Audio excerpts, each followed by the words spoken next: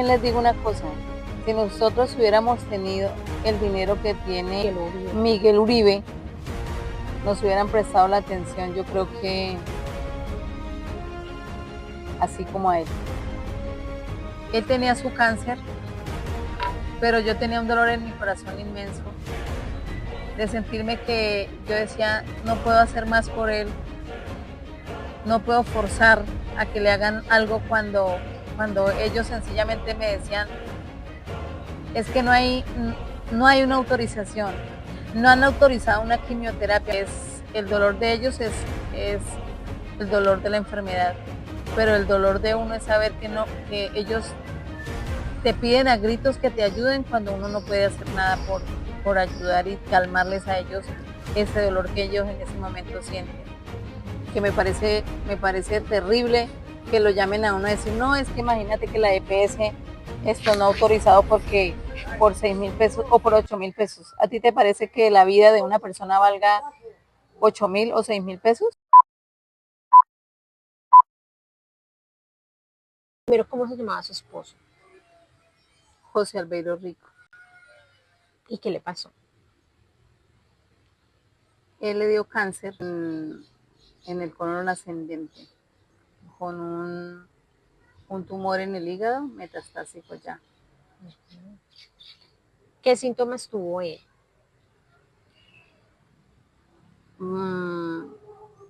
Empezó a bajarse de peso, sin ningún motivo, pues nosotros decíamos que sin ningún motivo, ¿no? Por esa razón decidí que fuéramos al médico y en Vitalito Huila le descubrieron que tenía cáncer. ¿Y cuánto, o sea, desde cuándo le empezó a sentirse mal? O sea, ¿qué año era? Yo creería que desde el 2023, como digámoslo, como a mitad de año, en junio, yo empecé a notar que él empezó a bajarse de peso, pero pues él no me hacía caso de ir al médico, pues porque que los permisos de la empresa, que bueno, todo el protocolo que se necesita para sacar, aunque nunca le negaron en la empresa un permiso, ¿no? Sino pues de todas maneras él pensaba mucho porque pues él era conductor y para sacar el permiso para un conductor no se puede dejar una ruta tirada, por decirlo así. Entonces él fue un hombre muy, muy responsable con su trabajo. Entonces él decía, no, yo estoy bien. Empezó a tomar pastas que para el dolor, para la gastritis. Y ahí empezó toda nuestra... ¿Y qué le dolía? No, él empezó solamente a bajarse de peso y a perder el apetito. ¿Y cuánto bajó?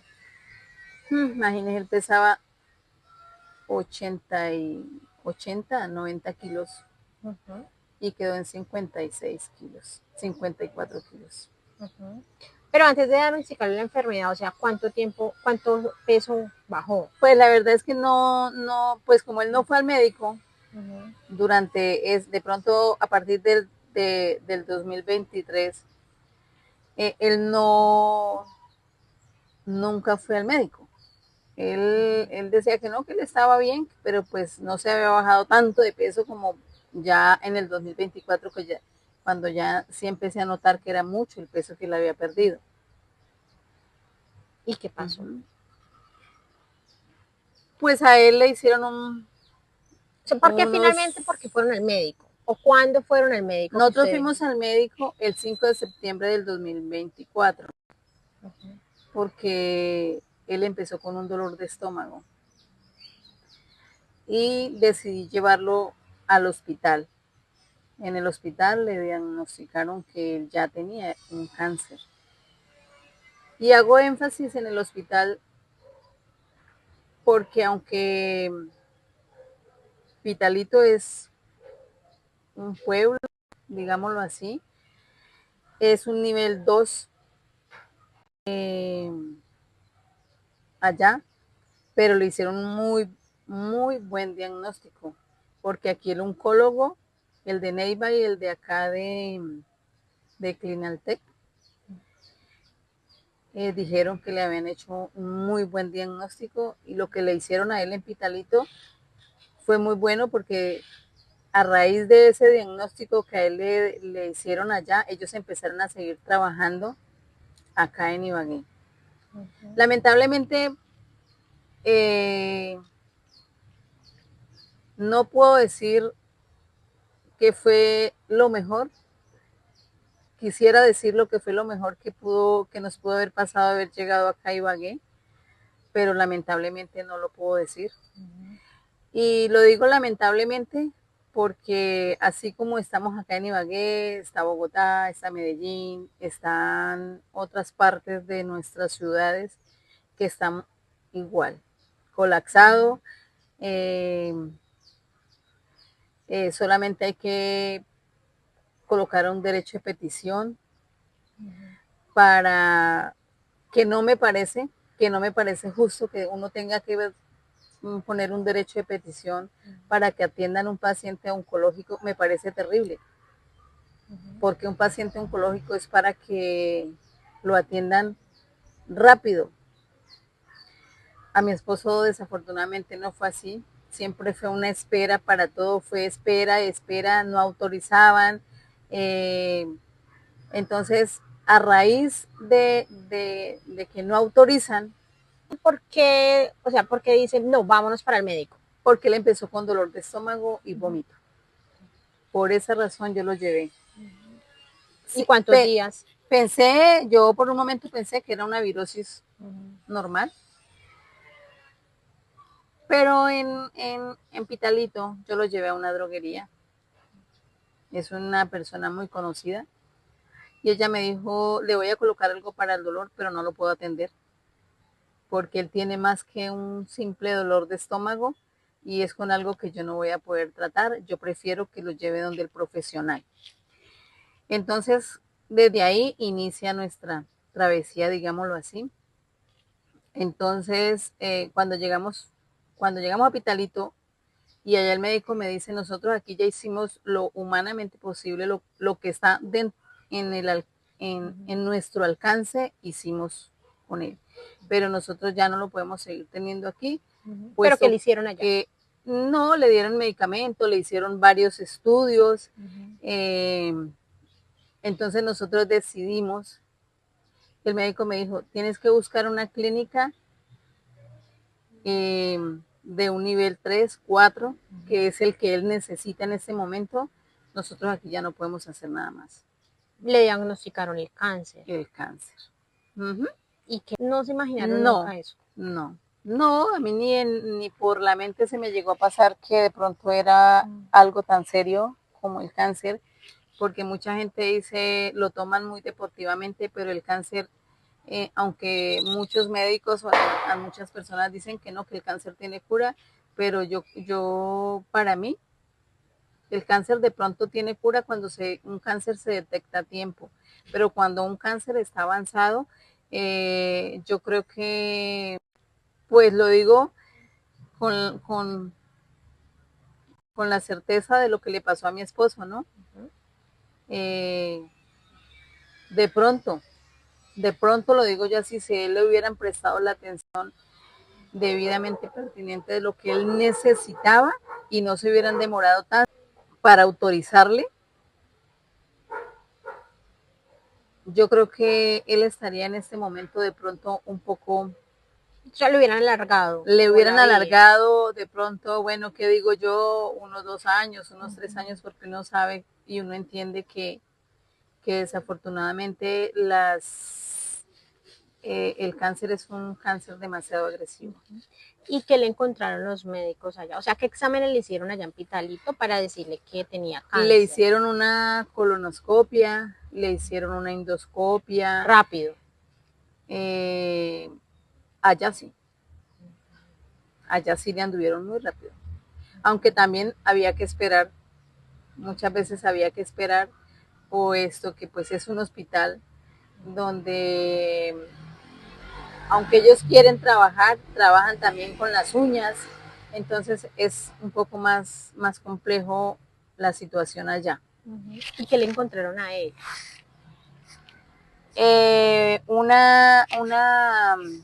¿Cómo se llama? Una ¿Tenga? gastritis también avanzada. Decidimos venirnos para Ibagué pensando que pues acá iba a ser mejor. Y si no puedo decir que todo fue malo, porque no. Hubieron muy buenos oncólogos, muy buenos médicos que lo atendieron. El tema no fueron los médicos, fueron las EPS o la EPS que no autorizó a tiempo lo que nosotros necesitábamos, que eran las quimioterapias. ¿El tratamiento era cuántas quimioterapias? Eran 12 quimioterapias. ¿Verdad? A él le hicieron 6. 6 quimios. En 8 meses. Pero en 8 meses. Y eran 12 quimios y eran en 12 6 meses. Sí. ¿Y por qué era en la casi demora? 9 meses, en casi 9 meses, porque mi esposo murió el 5 de mayo. Entonces, hagan ustedes la cuenta de septiembre al 5 de mayo. ¿Cuántos meses son? 8 meses. Ese era.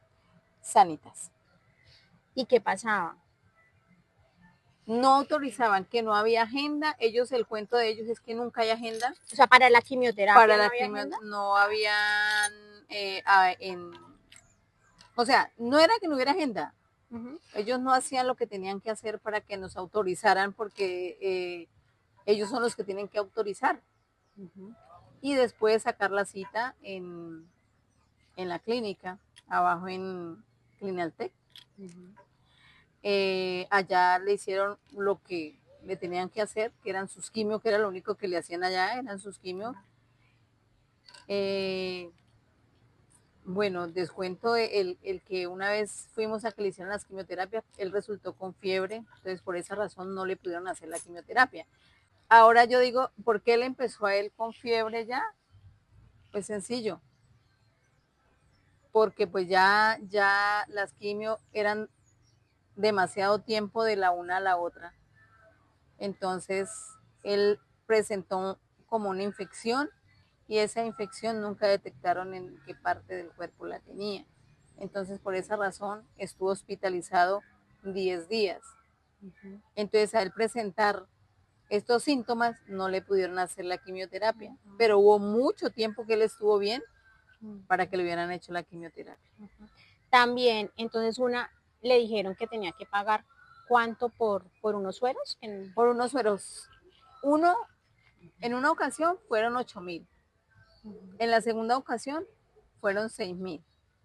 Que me parece terrible que lo llamen a uno a decir, no, es que imagínate que la EPS esto no autorizado porque por 6,000 pesos o por 8,000 pesos. ¿A ti te parece que la vida de una persona valga 8,000 o 6,000 pesos? Y cuando fueron entonces donde el especialista que lo estaba tratando y le dijo que entonces, o sea, como que prácticamente no se había hecho nada, ¿sí? Él me dijo, me va a tocar volver a empezar el tratamiento de nuevo.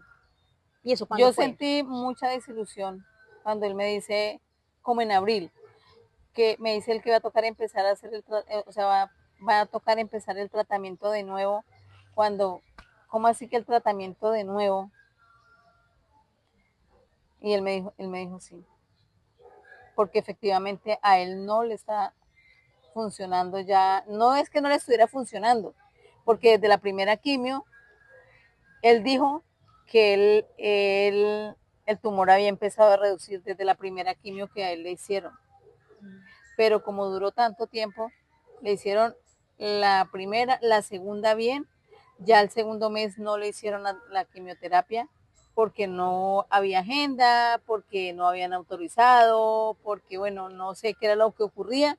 Finalmente, él duró como 2 meses sin quimioterapias. ¿Y qué decía él? ¿Qué decía su esposo? Él se decepcionaba mucho porque él decía que pues, aunque él era una persona muy noble, pero él veía que por qué no le autorizaban. Él se ponía muy feliz cada que le iban a hacer una quimio, pero cuando le decían que no habían autorizado, que no sé qué, entonces él se desanimaba mucho. Y yo pienso que también una persona que está oncológicamente emocionalmente también, cuando las cosas no salen como uno quiere, uno emocionalmente también se va deteriorando emocionalmente. ¿Él cuándo falleció? Él falleció el 5 de mayo del 2025. Y O sea, final, 2 meses, hace ya 2 meses que él falleció, con tan mala suerte que no pudimos hacer las cosas como nosotros pensábamos, que nos iba a ir mejor aquí en Ibagué, aunque también sé que la situación de salud está por toda parte está igual, pero yo también les digo una cosa, si nosotros hubiéramos tenido el dinero que tiene Miguel Uribe, nos hubieran prestado la atención, yo creo que así como a él. Lastimosamente, no digo que chévere que él pueda tener esa atención que a él le brindan, porque él tiene dinero. El pobre, como nosotros que somos de tan bajos recursos, no tenemos la misma oportunidad y eso me parece terrible, porque es que nosotros también pagamos por una salud. Y yo digo, bueno, ellos dicen que no hay dinero, pero sí hay dinero, porque entonces todo el que paga y el que nunca va a un médico, ¿qué hacen con ese dinero que esa persona paga? ¿Mm? Mucha gente se muere y ni siquiera, mucha gente me encuentro yo en los pasillos, me dice, es la primera vez que vengo al médico y llevo 30, 40 años pagando la salud. Y entonces, que a la EPS, pues obviamente un paciente oncológico, como era mi esposo, a ellos les cuesta mucho dinero. Entonces a ellos no les interesa la salud de ese paciente, porque a ellos lo que les interesa, y lo digo así abiertamente, es que el paciente se muera, porque dejan de pagarle, literal, ese costo que ellos dicen que un paciente oncológico tiene. Entonces, pues yo creo que a ellos les conviene más que el paciente se muera y no seguirles, que un paciente siga ahí como, digámoslo así, exprimiéndoles a ellos ese dinero que ellos echan al bolsillo. ¿Qué siente un cuidador? ¿Sí? Que es la persona que ve como el deterioro del paciente, era su esposo. No, pues imagínate cómo me podía yo sentir cuando él me decía, de nuevo, aquí en estas cuatro paredes, mi amor. Y muchas veces tener uno que, oiga, señorita, el medicamento de mi esposo. Oiga, señorita, a mi esposo le está doliendo tal cosa. Y la respuesta muchas veces era, espere, ya voy, por Dios. No crea, no solamente el paciente se enferma. La persona que, yo pienso que la persona como mi esposo, que era un paciente oncológico, él tenía su cáncer, pero yo tenía un dolor en mi corazón inmenso de sentirme que yo decía, no puedo hacer más por él, no puedo forzar a que le hagan algo cuando ellos sencillamente me decían, es que no hay una autorización, no han autorizado una quimioterapia. Mi esposo duró casi 10 días. Él entró bien, él entró a la clínica porque él empezó a retener mucho líquido y el estómago se le ponía muy grande, había que sacarle ese líquido, entonces por esa razón a mí me tocaba llevarlo. La última vez no quería ir, pero yo le dije, mi amor, es mejor que te saquen ese líquido porque pues ese líquido ahí tampoco es bueno tenerlo. Y él me dijo, bueno, nos fuimos con la ilusión de que él en 2 o 3 días le iban a hacer la quimioterapia. No, se la hicieron como el miércoles. Cuando lo saco a él el sábado de la clínica, él me dijo, mi amor, tengo mucho dolor en la pierna. Fui en ese momento y le dije a la jefe de enfermeros que él tenía mucho dolor. Y ella me dijo, ahorita paso. Más sin embargo, como ya le daban la salida, me llamaron para firmar la documentación, para llevar para que me firmaran la salida. Cuando lo fui a parar de su cama, él no se pudo levantar por voluntad propia, tocó ayudarlo a sentarse en la silla. Y él me dijo, amor, yo tengo mucho dolor en la pierna. A él le dio una trombo en la pierna. Y nos vinimos para la clínica, nos vinimos para la casa con el dolor en su pierna. Mas, sin embargo, yo les había dicho a ellas y no hicieron caso omiso. Entonces, el llamado a todas las entidades de salud es que se pongan un poquito más la mano en el corazón y que tanto el paciente sufre como el acompañante. El paciente sufre por su enfermedad y el acompañante sufre emocionalmente, uno se va enfermando también, porque el dolor que ellos sienten, uno lo siente diferente, porque el dolor de ellos es el dolor de la enfermedad, pero el dolor de uno es saber que ellos te piden a gritos que te ayuden cuando uno no puede hacer nada por ayudar y calmarles a ellos ese dolor que ellos en ese momento sienten. Y que le deja a uno un mal sabor saber que todas las entidades están igual, que no les interesa el paciente para absolutamente nada.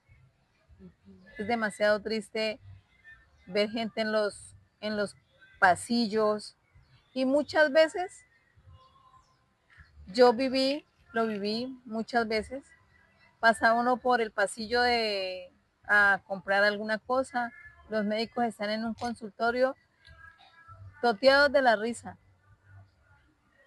cuando afuera o están los enfermeros mirando a ver qué pueden hacer, o en urgencias, la gente reventándose o revolcándose del dolor en urgencias.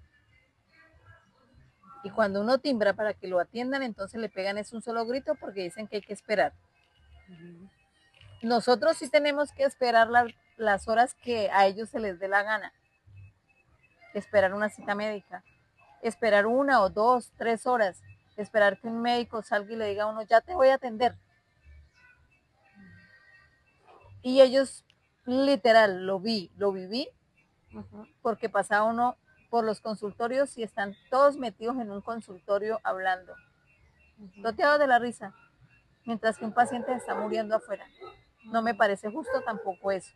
Es una falta de respeto hacia nosotros como usuarios. Yo sé que los médicos también se cansan, pero ellos cambian de turno. Ellos llegan fresquitos a trabajar. Hay enfermeras que les toca 24/7. ¿Cómo ha hecho para superar? Bueno, muchas personas me hacen la misma pregunta.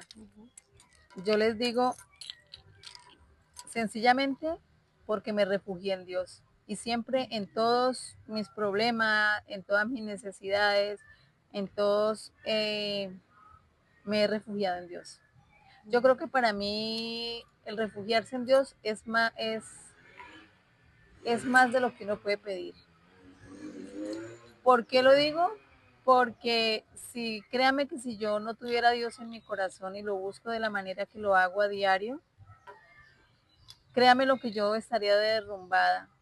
Porque mucha gente me dice, ay, pero a ti no te parece que se te hubiera muerto a tu esposo. Y yo les digo, ¿por qué? ¿Porque no me ven vestida de negro? ¿O porque no me ven llorando todos los días? No, es que el luto no se vive de esa manera. El luto se vive más allá de estar uno llorando. No, mi esposo no me quería ver llorar. Mi esposo me quería ver esa mujer guerrera que siempre he sido y que por más adversidades que yo haya tenido, siempre me levanto. Y me levanto triunfando porque Dios no me deja caer en ningún momento. Que no se sienten en una silla a esperar a que les autoricen un medicamento, a que le autoricen las órdenes. que si tienen que tutelar, que lo hagan, que si tienen que poner un derecho de petición, también lo hagan, que no se queden ahí esperando porque nunca te van a llamar, nunca te van a llamar. Yo porque iba personalmente a la EPS y le decía, bueno, ¿qué pasó? ¿Qué pasó con este papel? ¿Qué pasó con esto? Desafortunadamente a mi esposo le enviaron un suplemento alimenticio que nunca llegó, que me llamaron hace poquito, hace como, mi esposo hace 2 meses murió, hace mes y medio me llamaron para decirme, ¿cómo era? Para decirme que ya el suplemento ya estaba listo, que lo podía ir a reclamar. Me dio hasta mal genio que ni les respondí. Claro. Porque a mí me parece que eso es una falta de respeto. Ahora le niegan a uno los medicamentos. Cuando uno ve los medicamentos en el stand, les dice uno, y esos medicamentos son para la venta, sí están para la venta. Me parece terrible. Y bueno, pues eso quería contarles. Espero que de pronto a esto a muchas personas les ayude a salir de pronto de un dolor que tengan y que no se queden ahí esperando que una entidad los llame, porque nunca va a suceder, nunca la van a llamar.